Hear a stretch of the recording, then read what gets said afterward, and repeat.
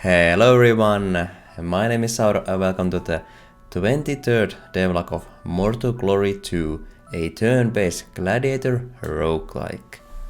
This week I wanted to improve the map scene I have in the game, and the first idea that I started experimenting with was having like 5 of these columns, the lines going upwards in the map scene, whereas previously I just had 3.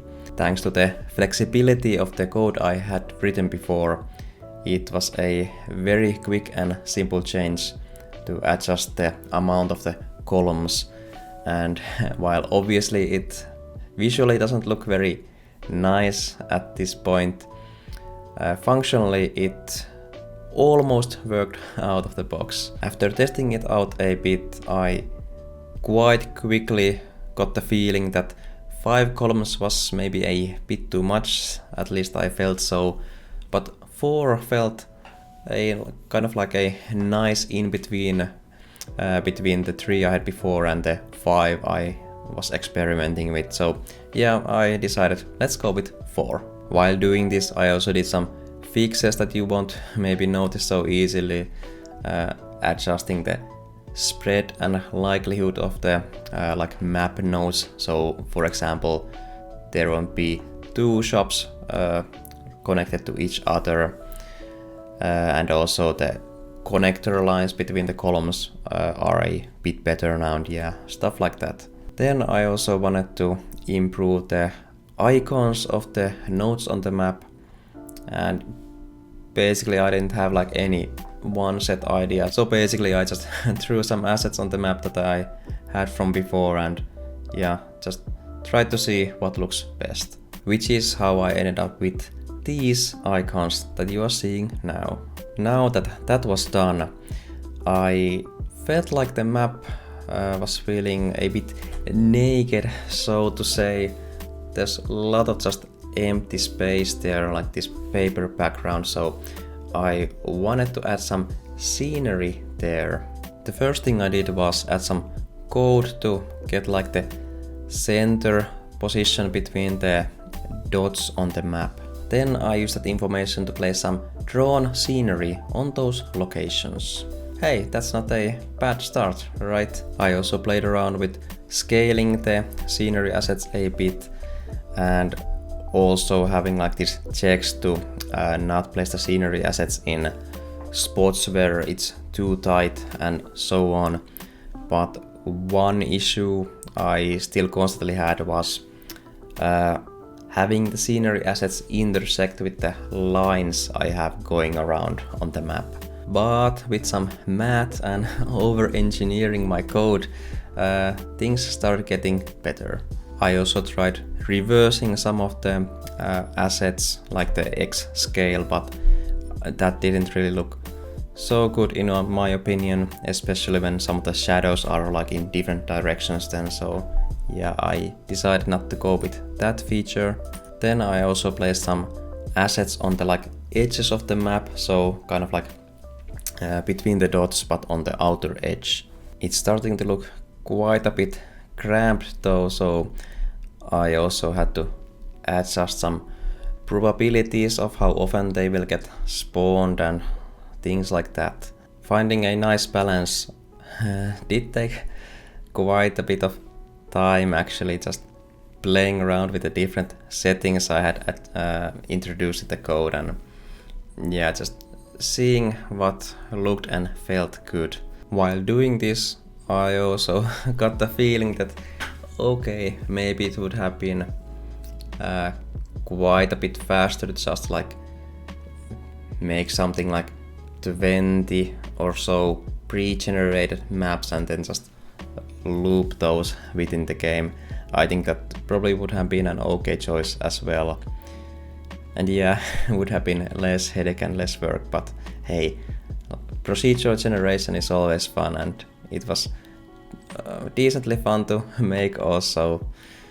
Maybe I could have done with less of the math in there, but yeah.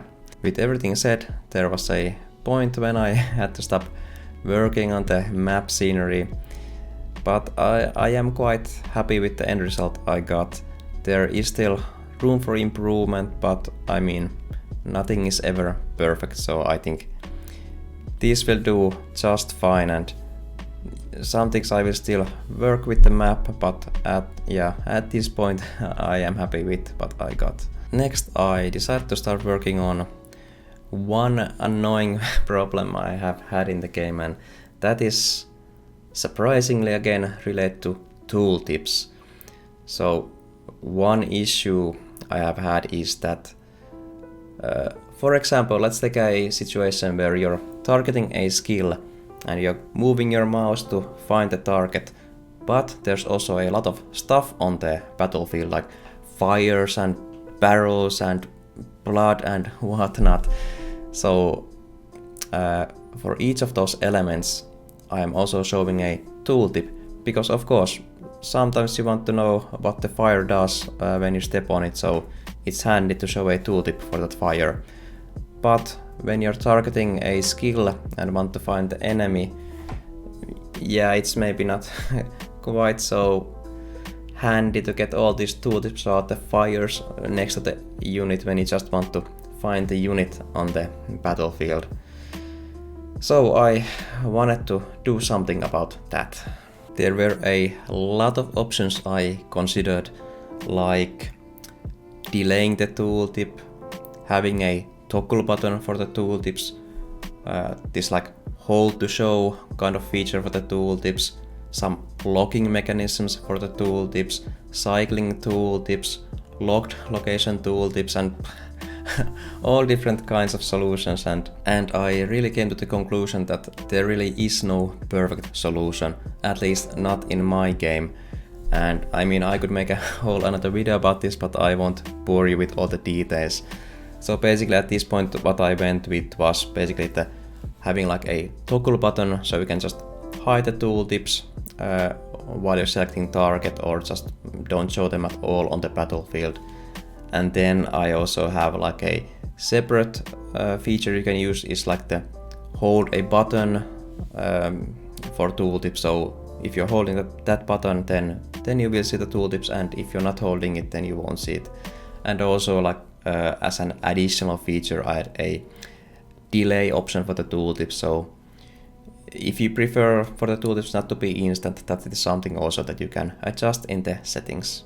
Oh, and then there's also this like manual close button, so if there's an annoying tooltip on your face, you can just press a button and it's gone. As mentioned, these solutions are also not perfect, and I might have to do some adjustments later on, but at this point it's at least better than what it was.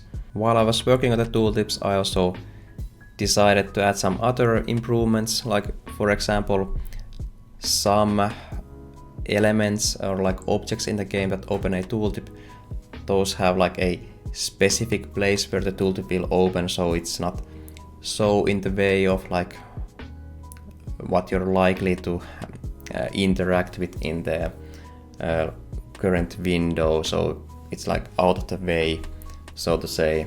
And then I also added a new tooltip type for the objects in the game. Again, that is just to like make it easier to get the like most relevant information more quickly. And hey, that's actually everything I have for this devlog.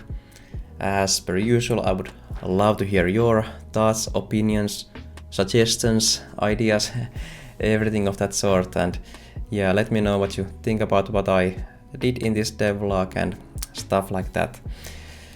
But hey, otherwise I thank you for watching, and I will see you in the next one.